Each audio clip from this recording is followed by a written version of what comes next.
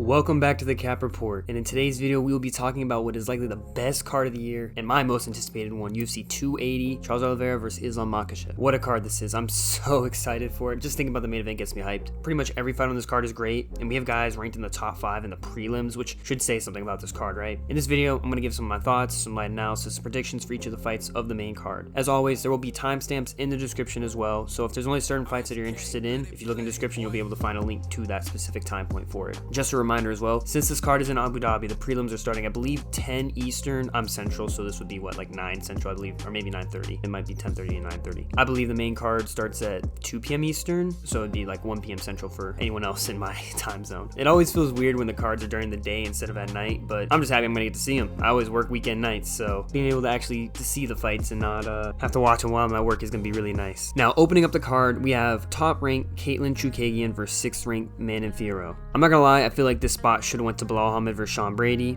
but it is what it is. And actually, we're gonna throw out a quick prediction: Bilal Muhammad by decision.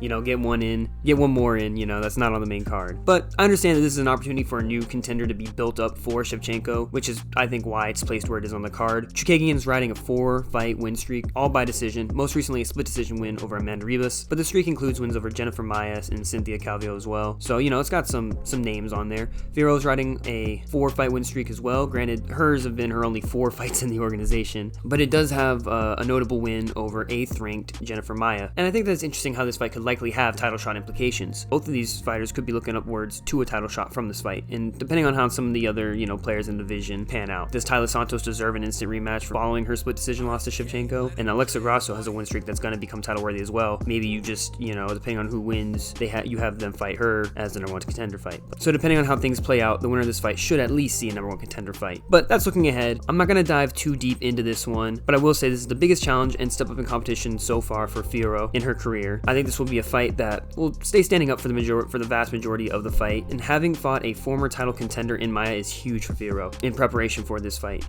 We know she's capable of fighting in this tier of competition. Chookagian is an experienced fighter who is strong and capable in all areas of the fight. Chookagian has a small reach advantage, which should help with some volume from distance, but ultimately I see Fiorot finding a decision win or possibly even a late finish if she's able to get a lot of shots into the body of Chookagian. I think she'll be able to break the distance, and I think that her side kick will give Chookagian issues. This is a good matchup stylistically for Fiorot. It's a somewhat similar fighter to herself, not a grappler or wrestler, which is more the important aspect of it, and so she more or less can do what Chookagian can do, but with a higher ceiling. Fiorot currently sits at a -180 favorite, and Chookagian's a +155 underdog, and I have no issues with these odds. I don't think that Chookagian as a dog is actually that bad of a bet, to be honest, though. I think with the level of experience she carries and her place in the division with positive odds, how often are you going to see that, right? And also, Chookagian by decision isn't a bad either, because it's basically a slightly boosted value of picking Chookagian, because I don't see Chookagian winning this anyway other than decision, so it's pretty much the same pick in my eyes, just with better odds. That being said, I still think Fiorot will win this fight. Next, we move on to the lightweight division, where 6th-ranked Dariush takes on 9th-ranked Gamrot. Dariush is running up a sizable win streak, capping it off most recently against Tony Ferguson. He had been matched up with Makhachev, but the fight fell through, and since then Makhachev beat Bobby Green, and just like that, he moved on and is now fighting for the lightweight title in the main event of this card. Gamrot's coming off a controversial win over Arman Tsarukyan, and depending how he does in this fight, it could really begin the ushering in of a new era of lightweights. I will say, though, that I did think that he lost the fight to Tsarukyan, but I mean, it is what it is. You kind of got to move on from it, right? I think this has the potential to be a really fun fight, and I feel like this is a more difficult fight for me to pick. Dariush is the better striker of the two, and I'd say that Gamrot's the better grappler, but Dariush has some really high-level grappling as well, and some really good takedown defense. That being said, Gamrot is pretty relentless with his attempts, and he's got the athleticism advantage as well here. He'll just keep going until he finds one. Looking at this from Dariush's perspective, there's some interesting out-of-the-cage factors to keep in mind as well here that I don't think normally would be worth mentioning. But first off, his last fight was a year and a half ago, and that's a really long layoff. It wasn't by choice, as he broke his fibula in the camp for what would have been his fight with Islam Makhachev. He elected not to get surgery on it and let it recover naturally, so it'll be interesting to see how that plays out. The other aspect of this is the whole him expecting to be the backup fighter for the main event, but then the week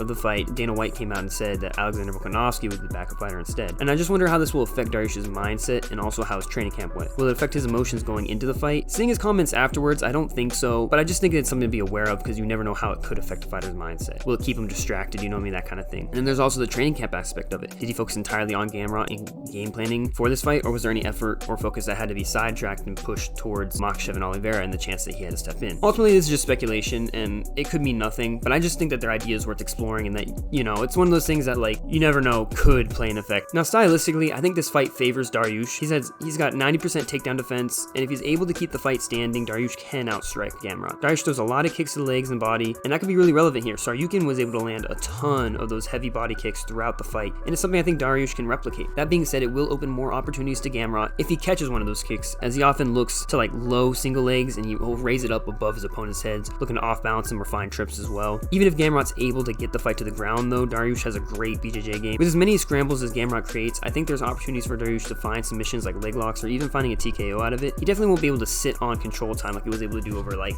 Tony Ferguson, for example. And I think that his game plan in this fight is going to be to try and keep it standing, fending off the takedowns, and just trying to find positive positions off the scrambles. He won't be able to, as I said, sit on position, so he'll have to be very active. If the fight does go to the ground, he'll have to be very active in looking for submissions or ground and pound. He won't be able to just kind of sit there. I think his game plan should just be to keep the fight standing, and I think that he'll be able to outstrike Gamrot. Now, looking at it from Gamrot's perspective, he's riding some real momentum into this fight. A 3-fight win streak with the asterisk on the Circuit one if you want. He beat another up-and-comer, moving into the top 10 and getting a top 5 guy. I know Dariush is technically 6th, but I'm counting his 5th here because Oliveira really should be the champion. He's the champion in my eyes. There's one clear path here that he's likely to take, and that's relentlessly looking for the takedown, creating scrambles at every opportunity. My main concern for Gamrot is what happens if that plan doesn't work. I don't think he has a true plan B to fall on, but that being said, he isn't really the type to revert to a plan B. I think he would just, even if the takedowns weren't working, he would just keep shooting for him, you know what I mean? I think the key for him in this fight will be creating scrambles. Dariush has really strong takedown defense, and if he can create situations beyond that with chain wrestling, it could be huge in this matchup. Gamrot is the more athletic of the two, as I said,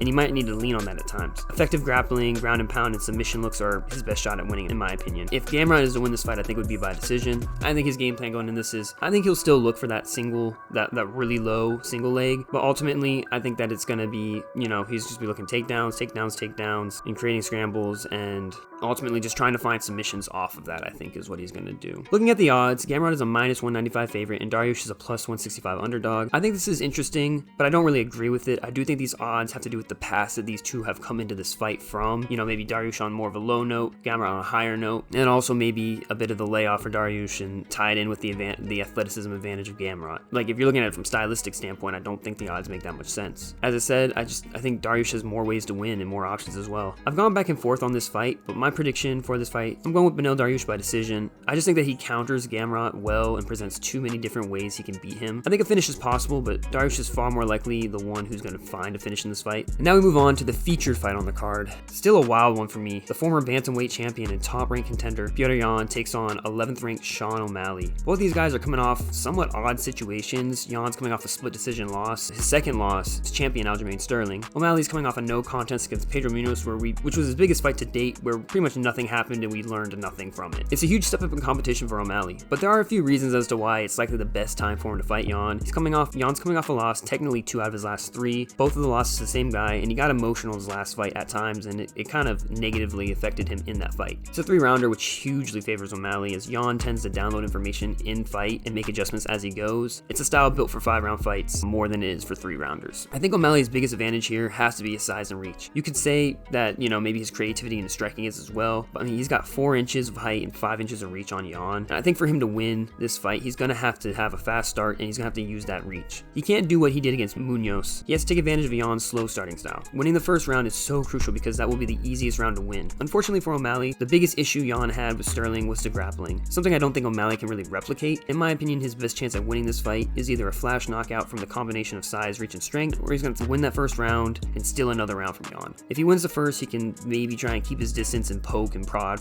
you know, from his range to win on points. I would think that would be his game plan going in, honestly. Like, yeah, he's going to look for the knockout, but how likely is that actually going to happen? I think his game plan is going to be win that first round and try and steal another round. I think one of the most interesting aspects of this fight will be how long it takes Jan to get going. We've already seen him beat a fighter of this build before in Corey Sandhagen, who, for being real, is levels above O'Malley. So we know Jan can handle the size and reach disadvantage. However, that was a 5-round fight. He had more time to get going. That being said, one has to wonder if Jan can take some of that information and that game plan from Sandhagen and apply it to O'Malley to kind of supercharge the start, and so that he doesn't start as slow as normal. I also wonder if this fight's going to stay standing the whole time, or if either guy will initiate any takedowns. I could honestly see Jan maybe land a trip or two. I mean, he had so much success against Sterling in their first fight with that maybe it's something worth, mentioning, throwing out there that he might do. Jan's a minus 305 favorite, and O'Malley's a plus 255 underdog, and I'm completely fine with these odds. The way I see this playing out is, I think you'll see a very tentative O'Malley, who might be able to win the first round by keeping his distance and using his range to land, but I think that Jan will get a feel for his range and timing and start to land combinations in the second round, and I think it will really start going to flurries in the third round. I think O'Malley will struggle to land anything super meaningful against Jan's high guard. I think that Jan will look to be more of a dominant decision. I think we'll have the feel of one of those fights where you think if that went 5 rounds, O'Malley would have gone finished. That's what I think. I think it will be a decision. As the fight goes, it will get more and more kind of landslide in favor of Jan. And now here comes the title fights. We move to the bantamweight division, where the champion Aljamain Sterling defends his title against the twice former bantamweight champion TJ Dillashaw. This is an interesting one. We have the Oscar-nominated actor versus the EPO using snake. But in all seriousness, Sterling's coming off of 2 controversial wins over Fiorot and a dominant finish of Corey Sandhagen. I've said it before and I'll say it again, Dillashaw did not deserve this title shot in my eyes. He's coming off of a highly controversial win over Sandhagen. It was his first fight back after serving a 2-year suspension, saw him stripped of the title after testing positive for EPO. Dillashaw was forced out for nearly a year after that Sandhagen fight. And looking at this fight from Dillashaw's perspective, he's got the advantage in pure wrestling and likely striking as well. He's a hard guy to get to the ground, but if you can get him there to the ground, I think a guy like Sterling can do damage. I mean, Sandhagen really screwed up Dillashaw's knee in their last fight when he got it to the ground. I think he's likely going to have to fend off a lot of takedowns and should look to mix in some knees there. He throws some great kicks as well and might be able to catch Aljo with a head kick or something similar in a level change. But all in all, I think Dillashaw's game plan will be a lot of defensive wrestling, control the stand-up, and look to mix in counter strikes to level changes here. From Sterling's perspective, you're going to want to get this fight to the ground. I do think Dillashaw's a guy that he can have more success striking against than he did previously against like Jan, for example. Sterling can do some pretty unorthodox things from stand-up, which could be something to look for, but I think Sterling's likely going to use the stand-up to get the fight to the ground, be that through pressure in an attempt to get the fight against the cage, or even just creating scrambling opportunities in which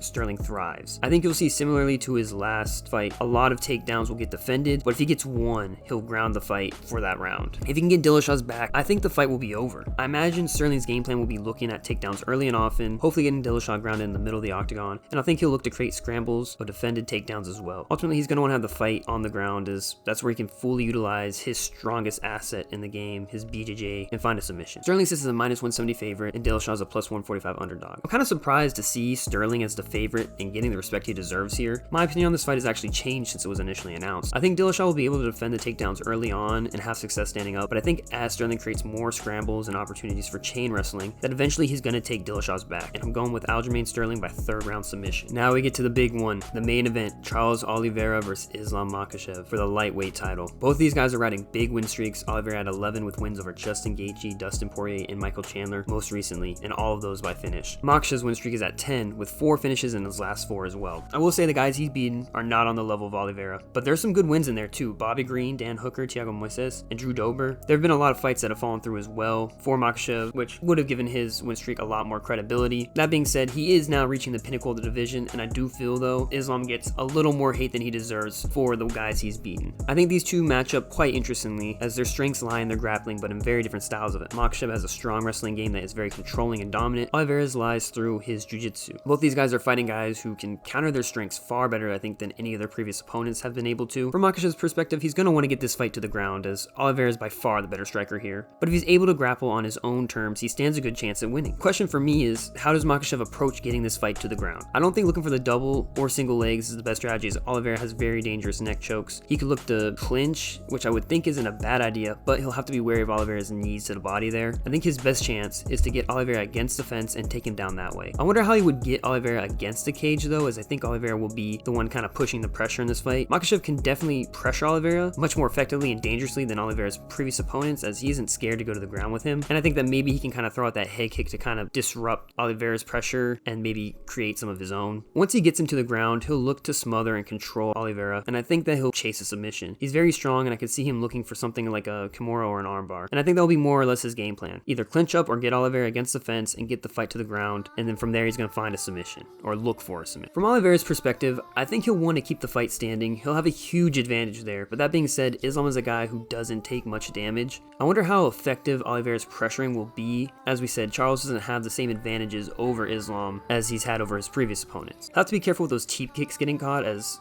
Makhachev loves to catch those and turn them into takedowns. I honestly think, though, also, if they get into the clinch, if Oliveira is able to not get taken down, that he can find the knockout shot exiting the clinch. I think right there is a perfect opportunity for his hooks to get in and find a knockout that way. He loves chasing neck chokes as well, so I do think that's something to be in play as well, depending on what takedowns Makhachev goes for. I don't think in this fight he'll want to end up in his guard, though. I don't think that would be the best, given the way Makhachev fights and how kind of dominating, smothering he is. I don't think that's a position that you'd want to be in this fight. He's been working on his wrestling more, which I think is important, and it could be a huge factor in this fight. He's brought in some really high-level guys from his for his camp for this fight. And another huge factor that supposedly Charles got his eyesight fixed with surgery. He said in the past that he'd see 3 of his opponents in the cage, but with his eyesight fixed, we're likely going to see improved head movement and striking from Oliveira in this fight. I think that Oliveira's game plan will be obviously to just keep the fight standing and look for the knockout. I think his power is really underrated, and I think that he'll look to jab a lot to maintain his distance and land his right straight, and then,